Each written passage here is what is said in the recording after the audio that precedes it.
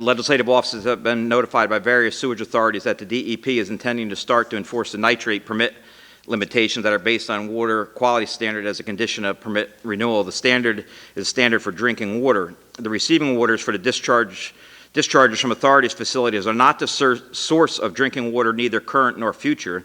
The authorities who contact me they sent it to a bunch of legislators, approximately 300,000 residents, and some in my district, and the estimated costs to comply with this is between 50 and 60 million, which will have to come from the ratepayers. In Sussex County, this amounts to about $1,000 per user, which officially, for the record, I'm one of them. But after more than a decade of issuing stays, which delayed the implementation of the nitrate permits, why has the DEP decided to do this now?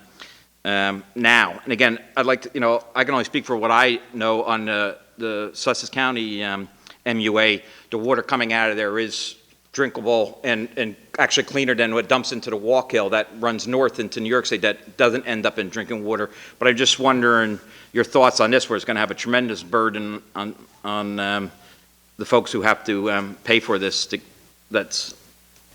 So one thing I think is important to understand is that all the water is connected. Just because there is a discharge into one stream and that stream is not also the source of water being pulled by a drinking water system doesn't mean that the discharge into that stream doesn't end up in a water supply. So the way I get that, and this was tracked just for our needs particularly, but I get that. Believe me, I get it. So I'll give you one example.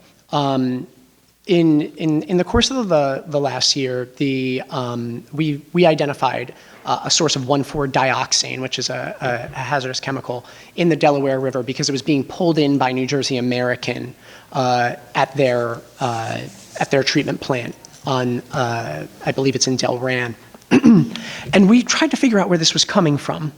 We tracked it all the way up into the Lehigh River in Pennsylvania, right? Because all the water is connected and they don't have the same standards that we do. Granted, right now, nobody has standards for 1,4-dioxane. We may be the first because it's protective of human health. But I think the point worth us all wrestling with is the fact that on the wastewater side, we're saying to publicly owned treatment works, you can only discharge X amount of pollution into a waterway.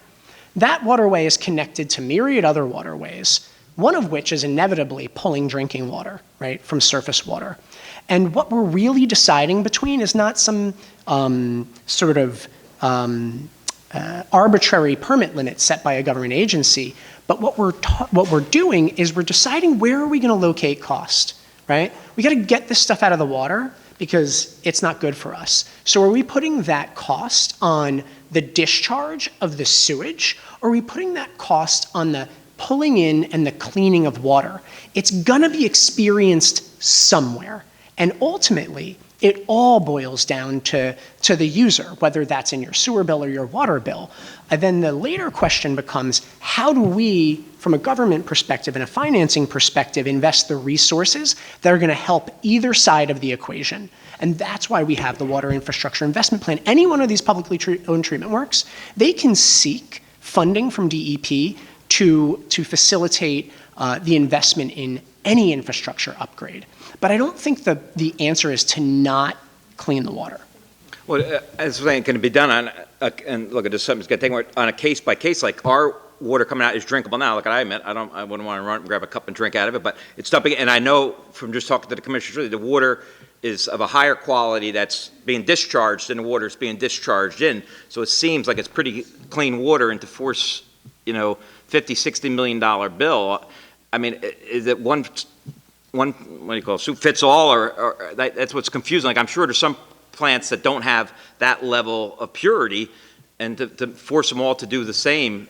I mean, does that make sense to look at them, or is it just going to be across the board, no matter how clean your water is or where you're discharging, you're all going to do this? And I have to assume their estimates are somewhat roughly $1,000 a user, but I don't want to co-sign those costs because I just don't know, and I think it does depend on what facility and what what water quality goal we're trying to meet. But you certainly do have my commitment to ensure that I'm it's sitting down and going over the nitrate limitations to examine whether or not a continued stay, like you had mentioned, is appropriate, or if there is a better solution to the issue. No, thanks, Commissioner. Like I said, we're all one. If the water's not clean going in there, I want it fixed too. But if it's meeting or better, then I would sure look for, your guys' guidance to make it more affordable for the residents of New Jersey. So I'm done, Madam Chair, and I'm sorry I went on a little long, but thank you, Commissioner.